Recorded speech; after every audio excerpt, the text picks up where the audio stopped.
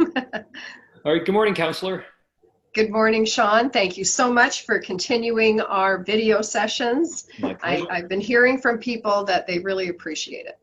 Definitely. Yeah, we're getting a lot of feedback on Facebook, obviously, a lot of questions, a lot of interest. Some questions are repeated several times, some new questions too. So people, Lots of yeah, questions. lots of questions. And hopefully I can provide some answers. So let's start out with schools. Obviously, kids are going to go back to school next week. I think there's a couple days where it's like meet the teacher for some students, and then the following week back to school full throttle. Have you been hearing from parents? Have you been talking with teachers? Absolutely. And, I will say that although schools comes under the jurisdiction of the province and that the Hamilton Public School Board and the Catholic School Board and your trustees, I do get a lot of phone calls. And I just want to say thank you so much to parents. This is a really tough time. Um, on Sunday, just this past Sunday, I want to thank the parents, particularly in the rural area. There was about 75 parents and students, and they invited me to meet with them out at Courtcliff Park. And the big issue is busing, Sean. I mean, especially for the phase-in period, but even in general. I mean, you're going from a cohort group of potentially 15 students to then get put into a study hall of 100 to riding on a school bus, which, in terms of the separation, is just not going to be there. And parents are very concerned about that. But I want to thank the parents very much for inviting me to join them. And great discussion. And, we were able to get onto the 6 o'clock news on Sunday and writing letters and getting in touch with not only your trustee, Penny Deeth, who is working very hard for you, but also going directly to the school board in Hamilton, the public board. It's really important to send your messages, your emails, and hopefully there'll be some reasoning into how they look at busing in the future. So thank you, Sean. I appreciate you raising that. And then we'll go right to the Facebook questions. Yes. All right. I understand there's some good questions on there, which Yeah, I always appreciate. one that came up a few times again is the road from behind the no frills to Parkside to Dundas. That the bridge is built, I think, last time we spoke. Oh, Clappison Drive. Yes. So Clappison Clappison Drive, which connects Dundas Street to Parkside and goes past the No Frills to Stryker area. I personally am getting very frustrated with that whole scenario. So the bridge is done. The road is basically done. What is holding it up is the land where Stryker is. All of that huge area is a business park. And the developer has to register all of that land with a plan of subdivision. And that is in the works. It was supposed to have been completed, back in February. It's behind schedule. So I'm very disappointed in that. I'm hopeful. What I'm hearing this past week, not only from staff, but also from the folks on the ground out there, is that it will hopefully be open by November. Like anything else with all construction projects, we put a date on it. We hope that it's going to be complete. It's weather dependent. The ministry still has to do some final inspections of that particular road. There's all kinds of other agencies and organizations that are involved in all of these developments. And so it gets particularly frustrating when they say they're going to get something done, and then for whatever reason, it gets behind schedule. Later in our conversation, I want to come back to the parks that have been promised to residents and are not being built. So remind me, we'll come back to that. Yeah, there's a few questions on there. But Yep. Speaking of construction, so the secondary plan is currently downtown.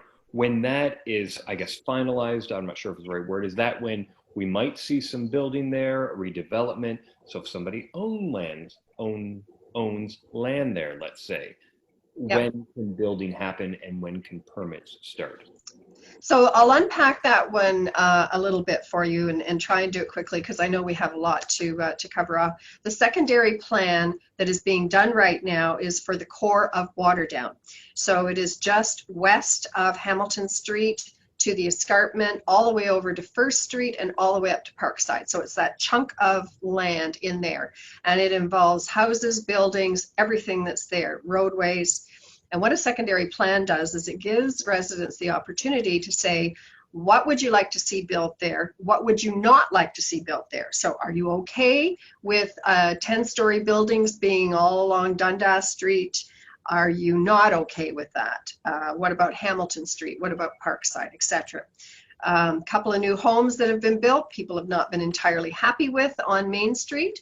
We want to make sure that going forward, the residents have a say in the types of developments that happen, certainly within the Heritage District. And so part of that secondary plan is also a heritage built inventory. And that means identifying all of the buildings and the homes within that core area that could have some heritage value. And again, that just puts a little bit of protection on tearing down some of those historical homes and being able to put up a 6-story building. So, you know, that's been certainly a bone of contention in the downtown core, and it's something we need to pay attention to. While we're working on the secondary plan, which started about a year ago, it's a 24-month process, so we expect it will be finished next summer. In the meantime, we have put an interim control bylaw in effect for the entire core area, which means no new construction can be submitted, approved, or built until that secondary plan is finished. And so building that you're seeing going on right now, and I'm not talking about the new developments that are outside of the core area. That is something completely separate. I am talking about the buildings within the core area. If they were already approved a year ago, and there are a couple going up on Hamilton Street that have been prior approved, they will continue forward. But anything new will not be looked at or approved until the secondary plan is finalized. And then, that's helpful. Yes, it is. And then somebody asked about create a safe passage from Guardian Angels to Parkside. I think what they're saying, is there anywhere safe that kids can walk from Guardian Angels to Parkside? I would assume that might be complete once the northern homes and development is complete over there. As far as extending the sidewalk, I believe that is in the plans to go up to where the bypass will be going across Center Road. I don't know if it's going to go up as far as Guardian Angels. In terms of safe passage, that really is something that the Catholic School Board has to take a look at. And I mean, it's their land, so the city can't build anything on their land or put in a pathway or do any kind of connectivity other than a sidewalk. So if they're looking for something else, then that I would say go to the Catholic School Board, go through your Catholic trustee, and then they can work directly with city staff. All right. Some other people mentioned Hollybush and Dundas. There's a red light there, or there's a light there right now, right? A lot of people have mentioned that there's a lot of cars going through the red light. Is it possible to get a red light camera there? That's one of the areas, and thank you for bringing that up. Yes, that is one of the areas that I have said I'd like to have a red light camera. Just last night there was an accident. I understand there was a 3-car accident. And pardon me, the other thing I would say is slow down. Everybody, please slow down. You will get through that light. There is an advanced green there. There is no reason to take chances and try and run through that light. It's honestly not worth creating an accident or being part of an accident. So slow down. But it is one of the locations where I would like to see red light. Let's see, 12-hour rule for street parking. Is it 8 hours or 12 hours for parking on one spot? It is 12 hours, and all of the bylaws in the city of Hamilton, particularly parking, they are complaint driven. So, you know, my gosh, if we had to have bylaw people driving up and down the streets in the city of Hamilton, because remember, we have 7,000 kilometers of laneway in the city of Hamilton. if we had to hire bylaw officers to go up and down every street to be looking for infractions, it's just not going to happen. So it is complaint driven. If there is a car, a truck, a vehicle of any kind that is parked for longer than a 12-hour period, please phone bylaw or send an email to my office. We get lots of emails. And once you complain, then bylaw will send an officer out there and they will ticket, and in some cases they will tow the vehicle. And for those of you out there who are parking more than 12 hours, please think about your neighbors that are there. Now, I will say though that during COVID, we have been a little bit, the city has been a little bit forgiving there, because there are many, many, many people who have been working from home, who are not able to get in their cars and go to work.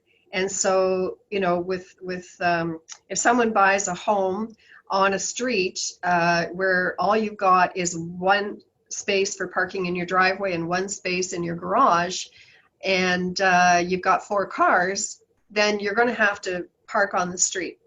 So I'm asking everybody to just be pretty patient. COVID has thrown a real jinx into just about everything we do in life right now. All right, somebody else, resurfacing of Brock Road north of 5th Concession. So that is in Ward 13 and just north of the Greensville area. So I would encourage you to get in touch with Councillor Arlene Vanderbeek. She's very attentive to her residents, and Arlene and I work quite closely together. And certainly if that is in the works, Julie in her office would be able to give you more information on that. Somebody else also asked, is there an update on the proposed townhouse development at Dundas and Riley? So Dundas and Riley, it is actually just west of Riley. It's actually between Riley and the library. And no, there is no update on that. It is one that I have opposed. They are taking 2 single residents and then, looking at merging the properties and putting in 18 townhomes. I am not on for that. There is a bit of a rise in the road, and Riley itself, where the light is extremely busy. Traffic on Dundas Street in general is pretty crazy in terms of how fast people go. So I'm not on for any townhouse developments being built that close to an intersection. There is no update at this point. And then somebody else asks, we've had this question come up over and over again, Center Road and Dundas, the gas station and the fireworks building. Oh, I'll be the bane of my existence, Sean, honest to God. Yeah, I don't know what's going on there. That gas station, and we're talking about the northeast corner, I believe is what we're talking about. That one in particular, the owner of the 2 plazas owns that property and has been promising for 6 years that they are going to build the building that is, there's a sign there and there's this lovely picture on it. Everything's been approved. I have no idea why they have not been building. I've been told over the last 3 years, I have phoned once a year, and I have been committed to each time, we are going to have shovels in the ground within 2 months. There's a phone number on that sign. Please phone and complain about the building not being in. Can you force somebody to sell if they're not? No. Is that legal? No, I mean, there's another thing. The city does not have control over private owned property, period, unless there is a bylaw infraction. Right.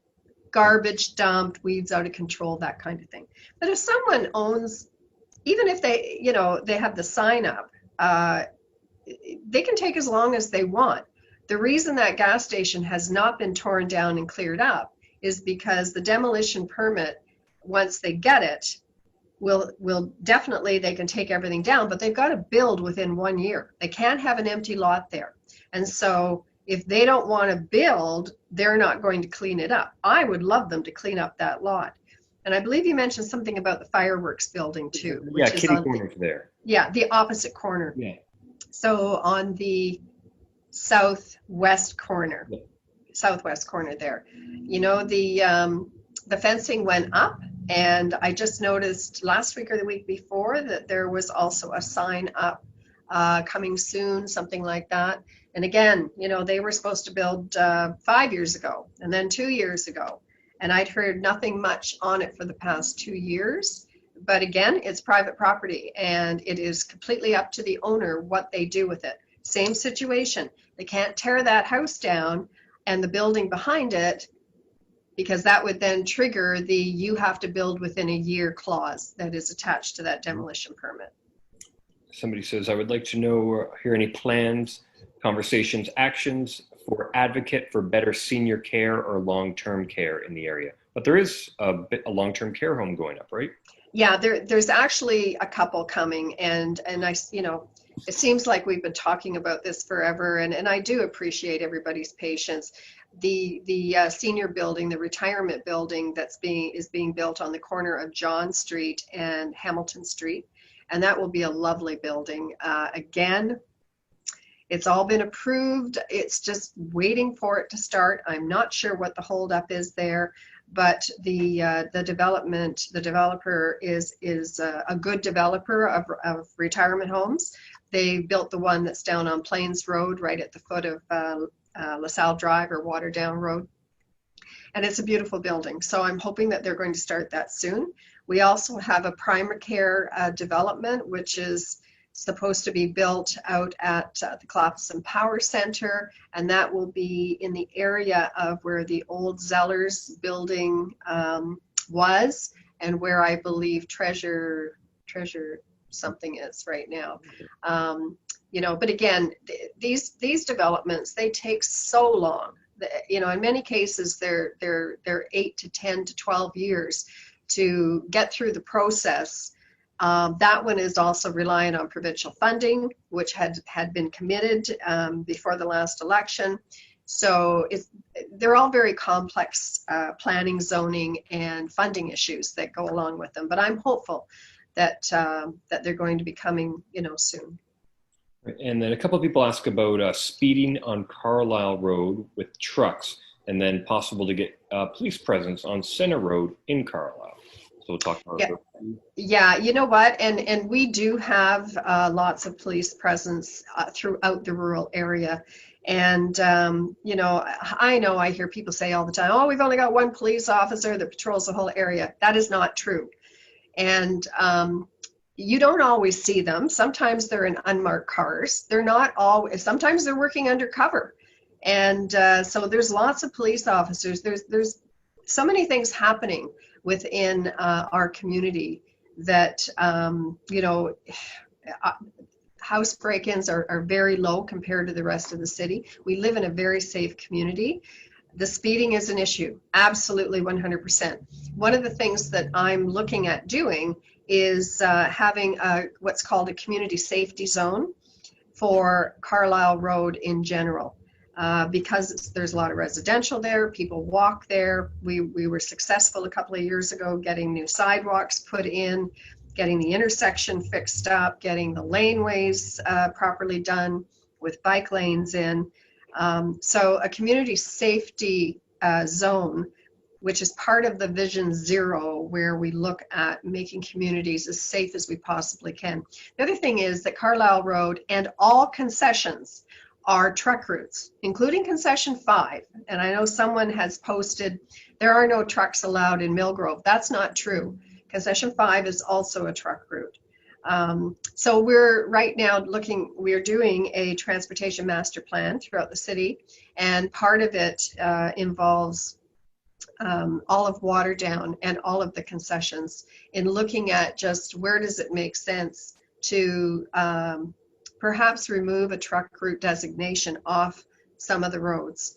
The big issue with Carlisle Road is that the truck drivers, they cut through from Milton from the 401, and they come down through Derry Road, through Campbellville Road. They come across Carlisle Road because they want to use the stoplight at Highway 6 to turn north or south. Because without that stoplight, it's extremely dangerous for these big rigs to turn. But the downside of that is that it's affecting the residents and their children. And speeding is unacceptable throughout any of our roads. It is unacceptable. Let's circle back to some of the parks that everybody's asking about. The dog park, Nisbet. Anything else? Any other Start parks? with dog park. Dog park. All right. Yeah, so I got an update yesterday from staff. The dog park will be built at Joe Sam's Park, and it's off the lower parking lot. And I believe that they're going to start the installation of fencing and gates so that it will be open by the end of October. That was the update as of yesterday. And again, I appreciate everyone's patience on that, and it will be on that lower field. Nisbet Park. Nisbet Park, the park they're talking about there is where the water tower is off Nisbet in that whole country green area. That park, again, has been promised to residents for at least the last 10 years. I have residents who have moved in there 8 years ago, Sean, and you know what really galls me to no end is the developers in our area, not across the entire city, but for whatever reason, the ones that are in Waterdown, in order to sell their homes, they make all kinds of promises. And so we have a young family that looks at which subdivision they want to buy in, and they're told, you're going to have this lovely park within the next 2 years, we're going to be building it. Well, guess what? It's still not built. Call the developer.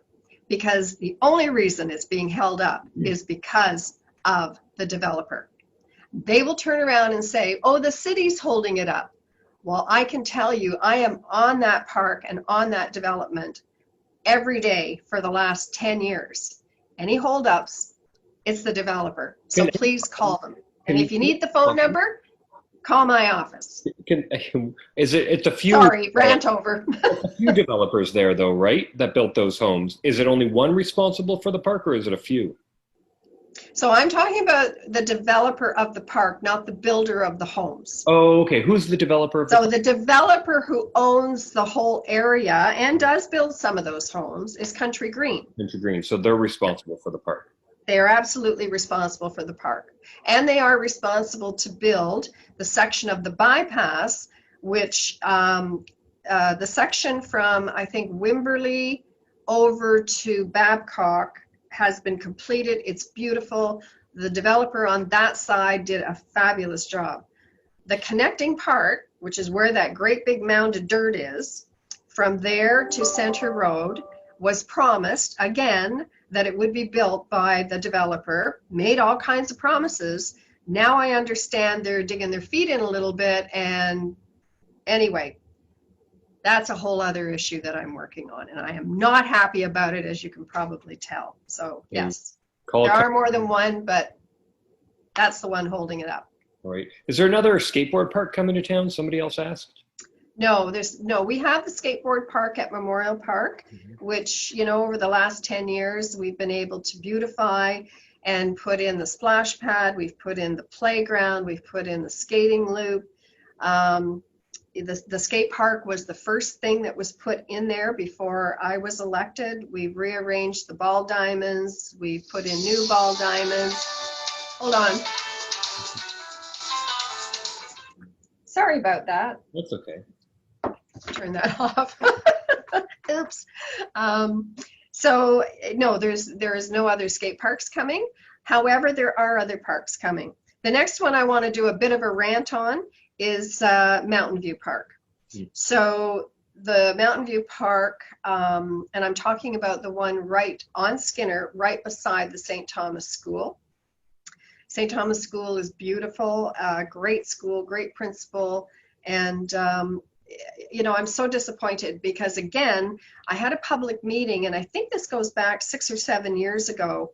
We had parking staff there. We had the developers, landscape architect there, and the police were there, and I can't remember who else was there.